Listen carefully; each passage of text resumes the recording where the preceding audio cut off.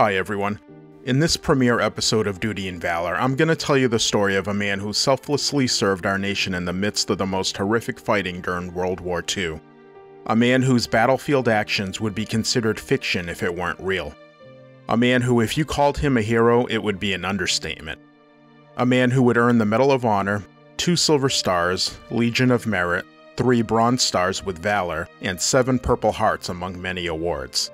A man whose leadership and bravery saved countless American lives and helped the Allies win the war. This is the story of U.S. Army Lieutenant Colonel Matt Urban, the Ghost. Matthew Louis Urbanowitz, who would later go by Matt Urban, was born on August 25, 1919.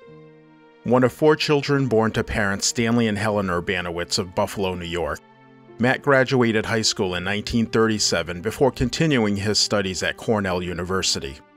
While at Cornell, Matt was a member of the Reserve Officer Training Corps and would be commissioned as a second lieutenant in the U.S. Army following graduation. Lieutenant Urban officially entered active duty in July of 1941 as platoon leader of D Company, 2nd Battalion, 60th Infantry Regiment at Fort Bragg, North Carolina. And he first saw combat action on November 8, 1942, on the first day of the invasion of North Africa. It was reported that he was wounded early in the fighting but refused to be evacuated. Following his refusal to leave the battlefield, he would be instrumental in neutralizing a German combat patrol. Shortly thereafter, in the face of a fierce German counterattack, he was seen using his trench knife to kill a German soldier in hand-to-hand combat. Now needing a weapon, he grabbed the German's pistol and engaged the attacking enemy. Lieutenant Urban received a shrapnel injury from a German grenade, but his actions were instrumental in slowing the counterattack and allowed his unit to fall back and regroup. During his time in North Africa, Lieutenant Urban was awarded 2 Purple Hearts for his injuries, along with a Bronze Star and 2 Silver Stars for his valor in combat. The 60th Infantry Regiment left Africa in July of 1943 and made their way towards Sicily, in support of the recent Allied invasion.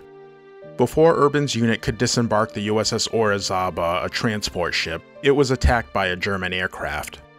As Urban wasn't one to run to safety, he would replace an injured sailor and would fill the sailor's role as a spotter for an anti-aircraft battery on the ship. He was credited with spotting a German dive bomber headed towards the ship, allowing the gun crew to shoot it down before it could release its payload. Soon after, Lieutenant Urban and the 60th were part of a clandestine nighttime maneuver that flanked the entrenched Germans at Troina, forcing the Germans to fall back to their next line of defense at Randazzo. Not long after, the whole of Sicily was liberated by the Allies. Lieutenant Urban earned another Silver Star for the valor he displayed in combat during the Sicily campaign. Amazingly, Lieutenant Urban's actions to this point would be eclipsed by his heroics in France and Belgium.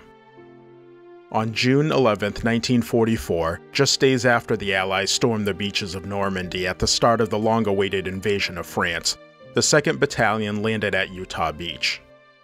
Days later, on the 14th of June, Urban, now a captain, led his men in attacking the town of Runoff. There his unit would come under tank and heavy small arms fire. Allied casualties were increasing as the tank fire was relentless. Knowing something needed to be done, Urban armed himself with a bazooka and used the cover offered by the hedgerows to set up position near the German tanks. He risked his life by moving forward from his cover to fire the bazooka to take out 2 tanks.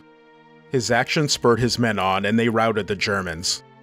Later that same day, Urban was wounded in the leg by a tank gun during an attack on a German position. Again refusing evacuation, he was able to lead his men throughout the remainder of the day. And with little rest, at 0500 the next morning, Urban and his men would continue their attack. Shortly after, he was once again wounded. Now suffering from 2 wounds, with one being serious, he was evacuated to England to recover. The following month, while on the mend in England, reports were reaching Captain Urban that his unit was suffering tremendous losses as they made their way across France. Knowing he could offer the battle-tested leadership that his unit badly needed, he voluntarily left the hospital and made his way across the English Channel, and then hitchhiked through France where he would reconnect with his men. The progress that his unit was making was halted by a fortified German position. The Germans had destroyed 2 of 3 tanks that were in support of their advance. The third tank was not damaged, but it was not moving forward as it lacked a tank commander and gunner. Urban found 2 men who were among the tank support personnel and directed them to enter the tank and support their plan to overrun the German position. Unfortunately, the 2 men were killed while trying to mount the tank, as the Germans understood the importance of keeping this tank out of action. The Germans were directing heavy small arms fire in the direction of the tank. Undeterred, a badly limping Urban made his way through heavy fire and was able to mount the tank. He then took up position as the gunner on the tank and was able to place heavy fire on the Germans. His actions galvanized his men forward, where they would destroy the enemy position, aiding in the Allied advance further away from the Normandy coast. On August 2nd, Captain Urban would again sustain injuries, this time to his chest from shrapnel, and again he refused medical evacuation. On August 6th, he was given command of the 2nd Battalion. Soon after, he was once again injured in combat, but true to form for Captain Urban, he refused to be medically evacuated. It was reported that around this time, he would be given the moniker the Ghost, as he seemed to return from the dead repeatedly. Some accounts write that the Germans gave him the nickname, while others say it was his men. It's more plausible that his men, who would have been by his side and would have witnessed his heroics and repeated injuries firsthand, would have given him the name. In early September, the 2nd Battalion found itself in Belgium, where they were tasked with securing a crossing point across the Meuse River. The German army had set up heavy resistance at the Meuse in an effort to halt the Allied advance through Europe. Facing heavy German resistance, which included artillery, mortar, and small arms fire, the 2nd Battalion made their way towards the Meuse River. Not long after reaching the river, Captain Urban chose to forego the relative safety of the command post, and he chose to lead the men of the 2nd Battalion forward himself. He identified an opportunity to attack the Germans head-on at their strongest point and took personal command of the attack. The 2nd Battalion advanced across open terrain with little cover, and Captain Urban sustained a life-threatening neck injury. This injury made it impossible for him to speak above a whisper, but Captain Urban wouldn't allow this to be an excuse to remove him from the field of combat. His words carried weight in their substance rather than in their volume, and Captain Urban continued to pass along orders as he refused to be evacuated until the 2nd Battalion secured the crossing point across the river. Captain Urban was so badly wounded that the medical personnel didn't believe he would recover from his wounds. He was even given his last rites by a priest. But he would survive, and he would be promoted to Major in October. Though still unable to speak, Major Urban met up with his battalion in Germany. And to the disbelief of his men, Major Urban was still alive, as many had shared the news that he had actually been killed in combat.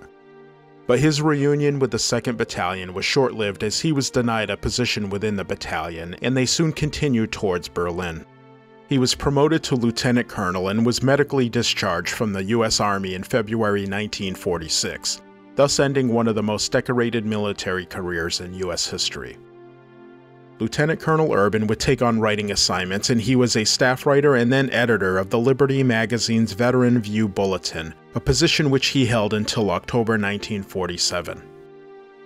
Following the war, he moved to Michigan, and he took on positions that would serve his community as Director of Recreation in Port Huron, Director of the Community Center in Monroe, and later as a coach in multiple sports.